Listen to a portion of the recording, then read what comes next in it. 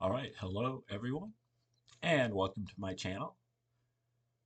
This channel is for educational purposes, and we check into great theories and concepts and discoveries that you might not be familiar with, things that have been suppressed by the powers that be.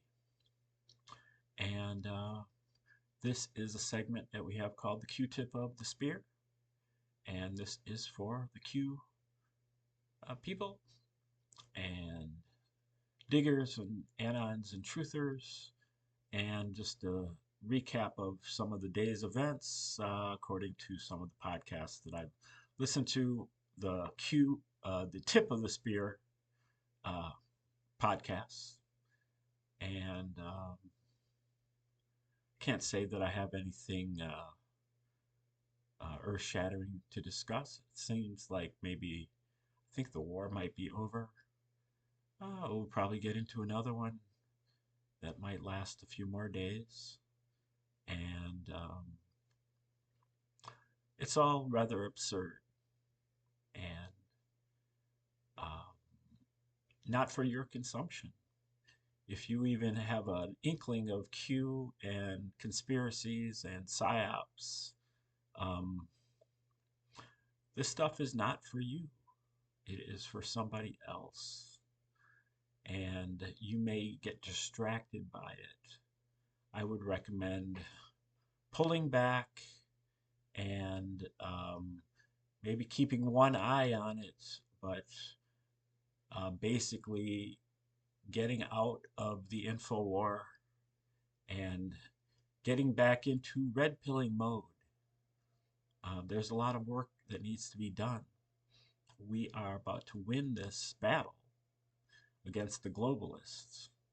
But that's not the end of the story. And I think a lot of the Patriot side think it is the end.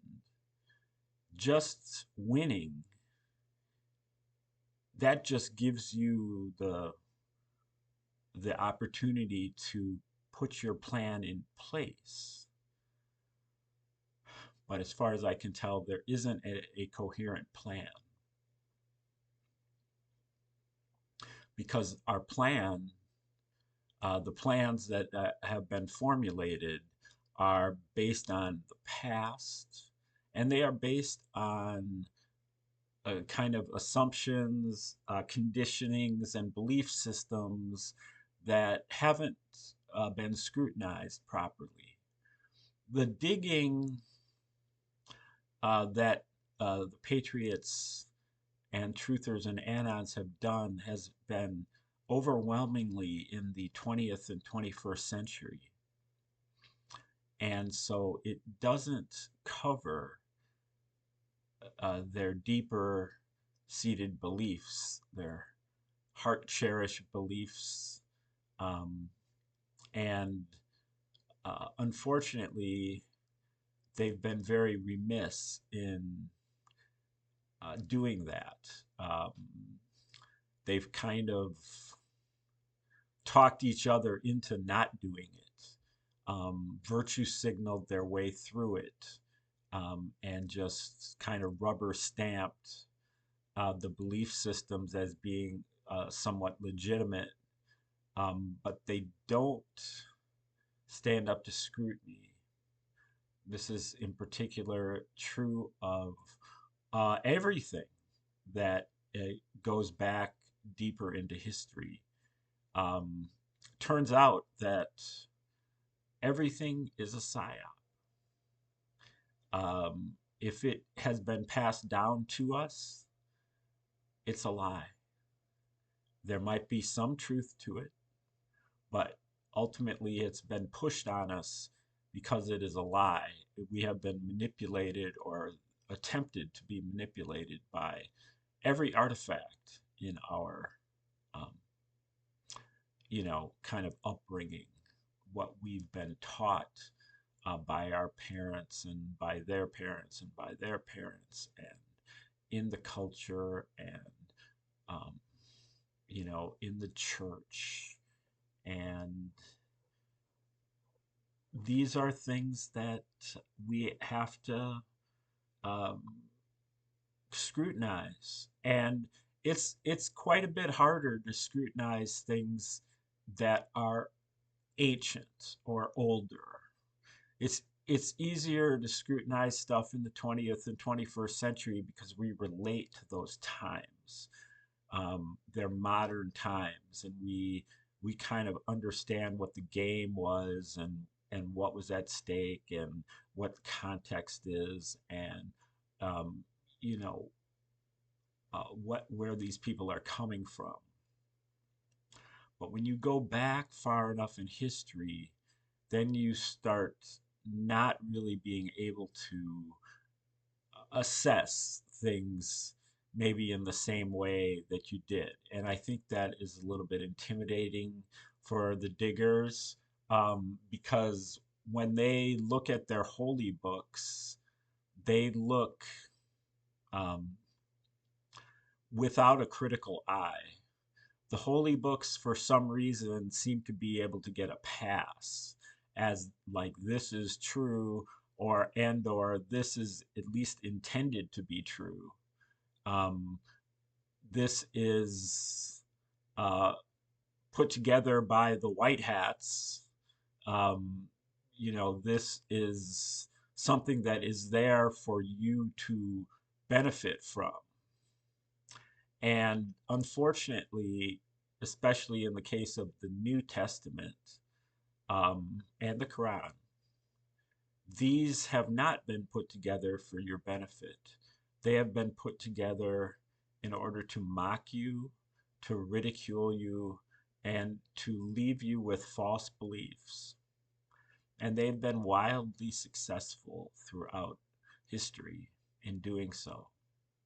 They've been intended to uh, neutralize you, to cuck you, to, you know,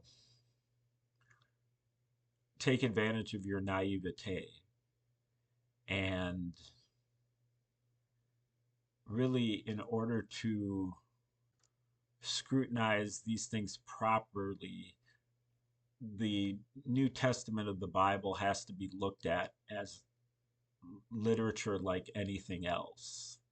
It can't be given this kind of privileged position as like above scrutiny because it's the Word of God or because my friends think it's the Word of God or I'm going to hurt somebody's feelings if I don't look at it as the Word of God. These are all the kind of excuses that go on in the minds of the Anons and the diggers when they give falsely give credit to the New Testament in particular, um, and what it says there. The New Testament was a limited hangout. It's absolutely got valuable um, proverbs or what you would call just verses, valuable sayings in it, things that you can live your life by, things that you can, you know, that can inspire you. But that doesn't mean that it was put together for those purposes. It just means that it's a limited hangout. But it was put together as a psychological operation, just like everything else. And it was put together by the Roman Caesars of the Flavian dynasty in the late first century.